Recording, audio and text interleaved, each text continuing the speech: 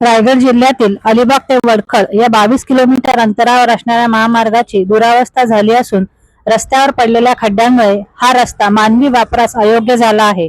या रस्त्यावरून प्रवास करणारे प्रवासी कमालीचे त्रस्त झाले आहेत। त्यामुळे राष्ट्रीय महामार्ग अधिकाऱ्यांचे लक्ष वेधण्यासाठी अलिबाग तालुका रस्ते संघर्ष समितीच्या वतीने आज पेण येथील राष्ट्रीय महामार्ग विभागाच्या कार्यालयाला घेराव घालण्यात आला। यावेळी ॲडव्होकेट प्रवीण ठाकूर, ॲडव्होकेट मानसी म्हात्रे यांच्यासह निलेश पाटील, अमोल मुंडे यांनी याबाबत अधिकाऱ्यांना चांगलेच फैलावर घेतले। यावेळी उपस्थित राष्ट्रीय महामार्ग विभागाचे उपकार्यकारी विक्रम शिगवण व सहाय्यक अभियंता पंकज गोसावी यांना संघर्ष समितीच्या वतीने शाल व श्रीफळ देण्यात आले। राष्ट्रीय महामार्ग विभागाच्या अधिकाऱ्यांनी प्रसार माध्यमांच्या प्रतिनिधींना प्रतिक्रिया देण्यास टाळाटाळ केली। मात्र उद्या 10 तारखेपासून वडखळ अलिबाग राष्ट्रीय महामार्ग 66 वरील खड्डे भरण्याचे काम सुरू करण्यात येईल असे लेखी आश्वासन अलिबाग तालुका रस्ते संघर्ष समितीच्या पदाधिकाऱ्यांना दिले आहे।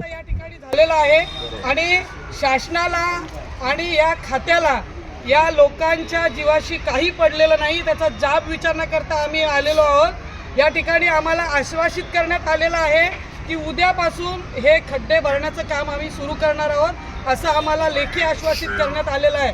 परंतु आम्ही एकच सांगतो, आम्ही अलिबागकरांना कोणी आजमावू नये। आमची ताकद काय आहे ती जर यांनी उद्यापासून काम सुरू केलं नाही तर परवापासून आम्ही इथे प्रचंड संख्येने येऊ आणि या ऑफिसला टाळं लावू आणि या अधिकाऱ्यांना देखील काळं फासायला आम्ही कमी करणार नाही, पण या रस्त्याचं काम आम्ही पूर्ण करून घेऊ।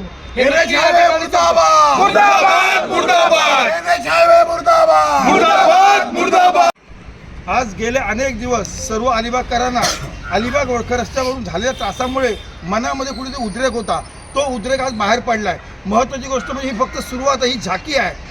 आम्ही गेले अनेक दिवस हा त्रास सहन करतो काही कारण नसताना, आणि अधिकारी आम्हाला काय सांगतात, आम्ही खड्डे भरले गणपतीला।